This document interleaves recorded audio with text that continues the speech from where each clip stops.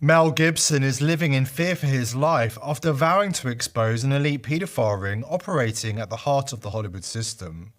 According to Gibson, Hollywood elites have already tried to cancel him, silence him, and destroy his career, none of which worked because we, the people, understand that he's telling the truth. Mel Gibson enraged the establishment in 2017 by going on the record and denouncing Hollywood as a den of parasites who feed on the blood of kids. The mainstream media quickly pounced on Gibson's revelations, deployed fact-checkers including Snopes to declare the comments fake news, and proceeded to delete every video and article from the internet.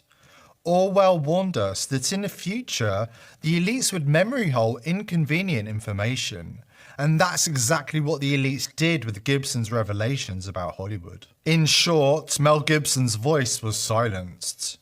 Now, 6 years later, Mel Gibson has now declared that he has nothing left to lose, and he is determined to play his part in eradicating the evil of elite paedophilia and child trafficking, regardless of the personal consequences. Before we dive in, make sure you subscribe to the channel and hit the Rumble button to support the channel, and join the People's Voice Locals community for exclusive and uncensored content.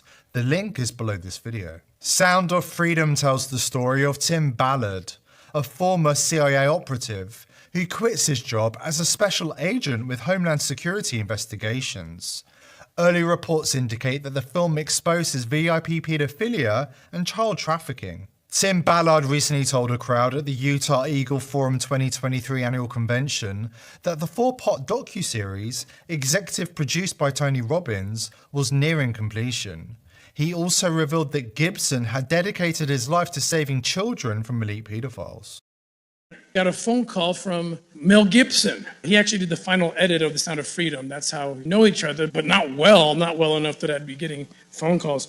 And he told me that he was in Budapest at the time. This was right hours after the invasion, and he said he supports a bunch of orphans in Ukraine, and he was worried about them, and he asked if I could help get them out. So now I've got 12 from my wife, I got about 13 others from Mel Gibson, and I'm thinking, okay, I got this list of kids I got to get out.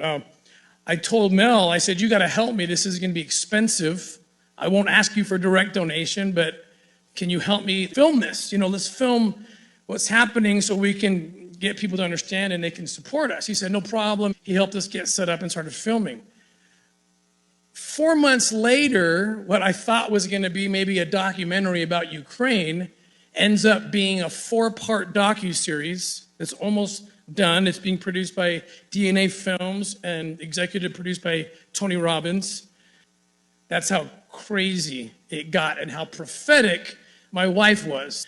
When I showed up in Ukraine with a list of, I think, 20 names, the Ukrainians countered me and gave me over 10,000 names of orphans that they didn't know where they were because of the chaos caused by war. And more importantly, and more frightening to me, was the fact that I know that human trafficking is a $32 billion a year business. It's the fastest growing criminal enterprise in the world, and I also know how kids get forced into that market. And it's through vulnerable situations like in the aftermath of a hurricane, mostly in a developed country, or an earthquake, or in this case, a war. And so the traffickers call it harvest time.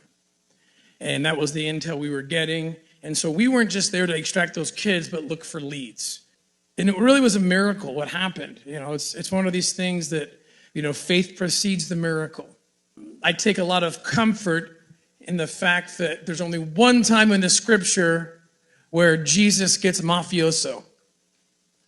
It's righteous because it's Jesus doing it. But if you listen to his words, it's mafioso.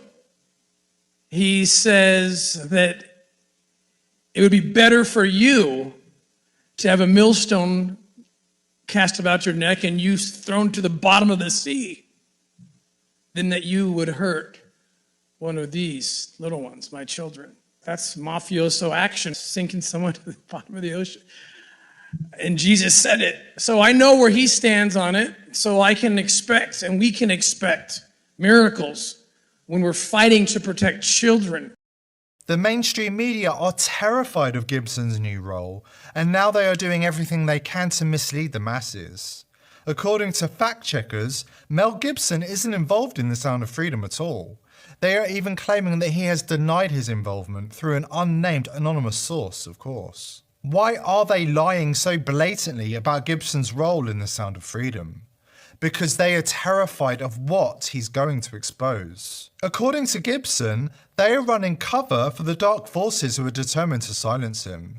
They are so determined to silence him and suppress the film, they don't want the mainstream audience to have any idea that the film exists at all. After this quick break, we will look at why the elite are so terrified by Gibson's new direction and the content of this film.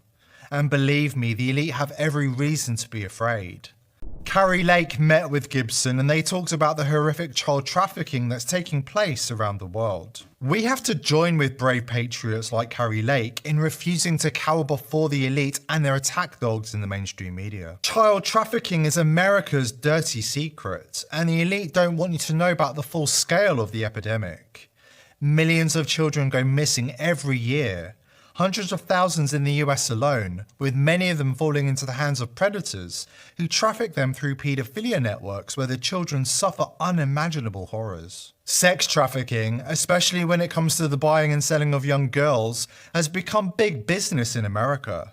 In 2011, it was the fastest growing business in organised crime, and the second most lucrative commodity traded illegally after drugs and guns. Consider this: every 2 minutes, a child is exploited in the sex industry. As investigative journalist Amy Fine Collins notes, it's become more lucrative and much safer to sell malleable teens than drugs or guns. A pound of heroin or an AK-47 can be retailed once, but a young girl can be sold 10 to 15 times a day, and a righteous pimp confiscates 100% of her earnings. As Ernie Allen of the National Center for Missing and Exploited Children points out, the only way not to find this in an American city is simply not to look for it. Where did this appetite for young children come from? Look around you. Children have been sexualized for years now in music videos, on billboards, in TV ads, and in clothing stores like Target. Marketers have created a demand for young flesh and a ready supply of hypersexualized children. As Hollywood veteran James Wood said this week, Hollywood is 100 times more evil than your worst fears. And Hollywood, as Gibson has always known, is at the heart of evil in this world. When I came over here, I was in my mid-20s. Right. The first time I really came over here. You know, I had a whole bunch of weird paranoid suspicions about what the hell was going on, because there was a lot of stuff I couldn't understand. Right. And nobody was really bothering to explain it to me. They don't. And and I formed a bunch of opinions about the town and about the people in it that were like, surely that couldn't be, because a whole place can't be like, you know, Weird Town, you know, where the stranger wanders in and all the people are in the bar and they all shut up when he looks at them, and they tell you don't go out of the house on the hill, and it's like that. And then you go away and you think, no, I was wrong. I mean, that's insane thinking. I'm paranoid. I imagined that stuff. That couldn't be the reason for why so-and-so was acting like. Could it? And then you find out later on the track that you are exactly on track with a lot of this stuff. Not specifically on track, but that you could, that some of your worst nightmares were real at the time, and you think, it does rip your life to pieces. Does it? If you'll let it. Yeah. And it's always pounding at the walls. These little guys, these little heathens with no soul downstairs with horns on their head with a battering ram trying to like beat your walls in. Yeah. But it doesn't take very long before you realize, or before it gets to you. It's cascading on you all the time. You can't get away from certain attitudes, from certain modes of behavior that this town and the industry dictate. And no matter how strong you are, when you come in off the farm with those convictions and a certain line of attack, no matter how strong you are going to be affected by this place. No, It's going to divert you from where you were going. Sure. You're going to be diverted. You'll eat yourself alive here. And I think it takes that kind of cockroach resilience to survive in this town. Unlike most stars, Gibson was not seduced by the evil. Here he is years later, still refusing to buy into the evil system. A gut full of the whole industry. I mean, it's a very strange place, Hollywood. But it's an odd place. And you imagine all these horror stories there that you think, boy, it seems as if I'm being sacrificed over here. No, that couldn't be true. And then you realize that it is true. And you have to, I just left for a while and took a couple of years off, bought a place down in Australia and started digging holes and putting up fences and birthing cattle and all this kind of stuff. And it was fun, you know, it was fun. It was great, and it was a good breather, you know. Yeah. After taking a breather, Gibson came back and decided he wasn't going to play by Hollywood's rules anymore. He defied the studio system and made the epic Passion of the Christ. And now he's doing it again by collaborating with Tim Ballard and Jim Caviezel and making Sound of Freedom. I'm pleading for my fellow countrymen to wake up to what is going on with what's happening to our children. Steve, April 26th, there was a woman named, I believe it was Ms. Rojas. She's a whistleblower. And God protect all our whistleblowers, because they're in serious danger right now for speaking the truth. And she got up and said that this is sworn testimony, 85,000 children have gone missing crossing the border. So I'm going out right now to plead to the public, to the Christians out there, and to anybody that has a heart for a child. We may not even get to the resurrection of the Christ because we won't have a country anymore. The entertainment industry and the mainstream media, working on behalf of the elites, are determined to keep the epidemic of paedophilia under wraps.